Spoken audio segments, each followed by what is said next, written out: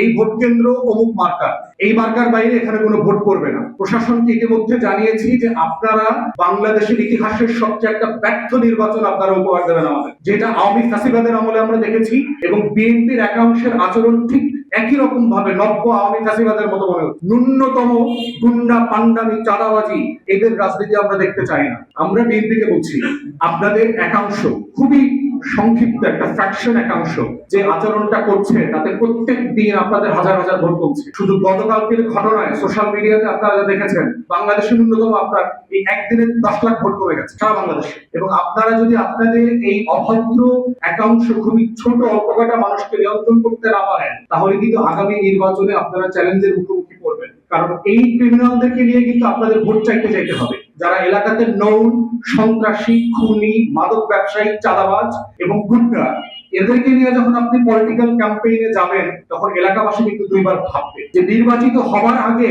এরা এই ধরনের গুন্ডা পান্ডা নিয়ে আমাদের সাথে আমাদেরকে ভয় দেখায়, আমাদেরকে হুমকি দেয়, নির্বাচিত হবে পরে কি হবে। আমাকে বলতেছে, আমাদের নেতাদেরকে বলছে যে এখন পর্যন্ত ঢুকতে দিতেছি, নির্বাচনের আগের দিন আর এলাকায় আসবেন না, এই ভোট কেন্দ্র অমুক মার্কার, এই মার্কার বাইরে এখানে কোনো ভোট পড়বে না। প্রশাসনকে ইতিমধ্যে জানিয়েছি যে আপনারা বাংলাদেশের ইতিহাসের সবচেয়ে একটা ব্যর্থ নির্বাচন আপনারা উপহার দেবেন আমাদের। শুধু বরিশালের এক্সাম্পল দিয়ে যদি বলি, ডিসির সামনে গত পরশুদিন কি হয়েছে আপনারা দেখেছেন, বুলাদিন নাজিরপুরে একজন সচিব আসছেন, মাননীয় এলজিআরডি সচিব আসছেন এখানে, তারপরে একজন উপদেষ্টা জুমে অ্যাটেন্ড করেছেন, সেই প্রোগ্রামটা ভণ্ডুল করে দিয়েছে। একটা তো হচ্ছে রাজনৈতিক দলের আচরণ, যেটা আওয়ামী ফ্যাসিবাদের আমলে আমরা দেখেছি, এবং বিএনপির একাংশের আচরণ ঠিক একই রকম ভাবে নব্য আওয়ামী ফ্যাসিবাদের মতো মনে হচ্ছে। এবং এটা বলে দিতে চাই আপনাদেরকে, হাসিনার ফ্যাসিবাদের সময় কিন্তু আমরা চুপসে যাই নাই, আমরা কিন্তু গ্রুমের থ্রেশহোল্ডকে ওভারকাম করে পলিটিক্স করেছি এবং রাস্তায় ছিলাম। আপনারা ভাববেন না যে আমরা চুপসে লেজ গুটায় ঢাকায় পালায় চলে যাব, আমরা সেই নাম দিয়ে রাজনীতি করি না। অতএব আপনারা পরিবর্তন হবেন,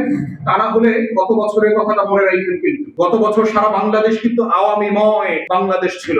আগস্টের আগে বাংলাদেশ কিন্তু শেখ পরিবারের বাংলাদেশ ছিল। সারা বাংলাদেশে মনে হতো সবাই আওয়ামী লীগ হয়ে গেছে, তাদেরকে আজকে দেশ ছেড়ে পালাইতে হয়েছে। অতএব আমাদের অনুরোধ, দয়া করে শুধু গণতন্ত্রের রাজনীতিটা করেন, আসলে দেশকে ভালোবেসে একটা ভালো রাজনীতি করি, সবাই মিলে করি, দেশটাকে বদলে যাই। শহীদ জিয়ার রাজনীতিটা করেন, আল্লাহর ওয়াস্তে বেগম জিয়ার রাজনীতিটা করেন। সেই রাজনীতি তো আপনারা করতেছেন না, আপনারা আওয়ামী লীগের রাজনীতি করতেছেন। অতএব বিএনপিকে বলছি, আপনারা তদন্ত করবেন, ভিডিও ফুটেজ আছে, বাইরে পিছনে কারা কারা উস্কানি দিচ্ছে আমরা সবাইকে চিনি, সবার নাম জানি, তাদেরকে বের করে দলীয় শৃঙ্খলার মধ্যে আনবেন। যা যা করা দরকার এর দায় আপনাদের। তা না হলে প্রত্যেক দিন রাজনৈতিক ভাবে গণতান্ত্রিক মূল্যবোধ নষ্ট করবার জন্য আপনারা জাতির কাছে দায়বদ্ধতা স্বীকার হবেন। এবং এক মাঘে কিন্তু শীত যাবে না। আজকে আমার দল ছোট, আজকে হয়তো আপনি মনে করছেন আমার হাজার হাজার লোক ওয়ার্ডে ইউনিয়নে নাই, আপনারাও কিন্তু ছোট দল ছিলেন, আপনারা বড় দল হয়েও কিন্তু গত 16 বছর আওয়ামী লীগকে ফালাইতে পারেন নাই, ওগুলো কিন্তু আমরা জানি। অতএব এই সকল রাজনৈতিক বাস্তবতা মেনে নিয়ে আপনারা একটা স্বচ্ছ রাজনীতি করবেন। আপনারা বড় দল, আপনারা ক্ষমতায় যাবেন, ছোট দল এবং অন্যান্য প্রার্থীর নিরাপত্তা দেওয়ার দায়িত্ব আপনাদের, শুধু প্রশাসনের না, আপনাদের। কারণ সে যেন একটা নিরাপদ ক্যাম্পেইন করতে পারে, সে যেন এলাকায় কথা বলতে পারে। আজকে কালকে আমার অনেকগুলো মিটিং ক্যান্সেল করতে হয়েছে, কারণ প্রচন্ড রকম হুমকি দিচ্ছে এলাকাগুলো থেকে, গ্রামবাসীদেরকে গিয়ে হাত পা ভেঙে ফেলবে, রামদা কোপাবে, কতটা কোন দোকানে কয়টা রামদার অর্ডার দেওয়া হয়েছে, এগুলো পর্যন্ত বলতেছে আমাদের। তো এই লেভেলে একটা ভালো নির্বাচন হবে, এই বাস্তবতা দেশে একটা লেভেল প্লেইং ফিল্ড নাই। এই প্রশাসন, এই ডিসি, এসপি, এই পুলিশের আইন শৃঙ্খলা বাহিনীর একটা ভালো নির্বাচন হবে। গতকালকের পুরো ঘটনার সময় বাবুগঞ্জের ওসি থেকে শুরু করে পুরো টিম উপস্থিত ছিল, কিচ্ছু করে নাই এরা, শুধু বাসির একটা দুটো বাসির দেশে দাঁড়ায় আছে। অতএব এই বাস্তবতায় আমি সরকারকে আহ্বান করছি যে গতকালকের আইন শৃঙ্খলা বাহিনীর যারা যারা এখানে নিশ্চুপ ভূমিকা রেখেছে, গতকালকে যে বাবুগঞ্জের ওসি ছিল তাকে সাসপেন্ড করতে হবে, তদন্ত করে বিচারের মুখোমুখি করতে হবে কাদের কারণে এটা হয় নাই। ইকুয়ালি মুলাদিও আমার একই আসনে নাজিরপুরে যে ঘটনা ঘটেছে, আপনারা ডিসিএসপিরা যদি দৃষ্টান্তমূলক ব্যবস্থা না নেন, তাহলে এইখানে কোনো ভালো নির্বাচন হবে না। গতকালকের ঘটনার আগে বরিশালের প্রশাসনের প্রত্যেককে আমি জানিয়েছি আজকে এরকম একটা ঘটনা ঘটার সম্ভাবনা আছে। যেহেতু এর আগের দিন গোলাদিতে এটা ঘটেছে, আপনারা সতর্ক থাকেন এবং ব্যবস্থা নেন। ওনারা কোনো ব্যবস্থা নেন না। এবং সেখানে যদি আপনারা ভিডিও ফুটেজ দেখেন, আমার 5 থেকে 600 লোক ছিল সেখানে, গুন্ডা পান্ডা ছিল কিন্তু মাত্র 30-40 জন। যদি আমি আমার লোকদেরকে নিয়ন্ত্রণ না করতাম, কালকে সেখানে কি হইতো খালি মনে করুন, ভেবে দেখেন আপনারা যে আমি কি পরিমাণ সবর ধৈর্য ধারণ করেছি, শুধুমাত্র আমাদের জাতীয় স্বার্থ বিবেচনায় যে আমরা একটা নতুন রাজনীতি করতে চাই, আমরা বাংলাদেশটাকে বদলে দিতে চাই, আমরা একটা প্রতিযোগিতার রাজনীতি চাই, আমরা সম্মান মর্যাদার রাজনীতি চাই। ন্যূনতম গুন্ডা পান্ডামি চাঁদাবাজি এদের রাজনীতি আমরা দেখতে চাই না। যারা খুনের আসামি, মামলার আসামি, বিভিন্ন সময় মাদকের ব্যবসা করে, এই ধরনের আসামিগুলো মিলে একসাথে আমাদেরকে অবাঞ্ছিত ঘোষণা করতেছে।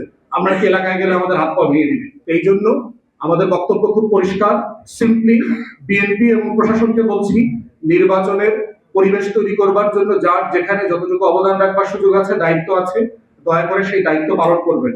জনাব তারেক রহমান, আপনি বারবার ওয়াদা দিয়েছেন, বারবার বলেছেন 31 দফার যে সংস্কার প্রস্তাব তার উপরে আপনি বাংলাদেশ ঢেলে সাজাবেন। সেই ঢেলে সাজানোর আগে আমরা দেখতে চাই আপনি আপনার দলকে ঢেলে সাজাচ্ছেন। দলের ভিতরে ক্রিমিনাল এলিমেন্ট রেখে আপনি যে বাংলাদেশটা করতে চান, শহীদ জিয়ার বাংলাদেশ, সেটা আপনি করতে পারবেন না।